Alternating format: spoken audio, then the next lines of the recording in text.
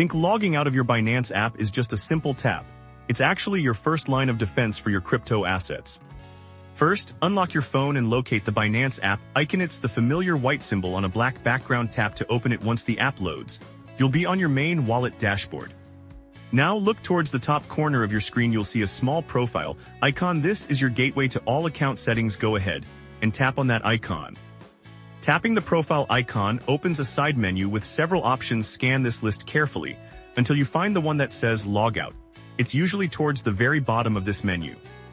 Once you've found the Logout option, tap on it. The app will now ask you to confirm this action to prevent any accidental logouts. A confirmation window will pop up, making sure you really want to sign out. This is a crucial security step to complete the process.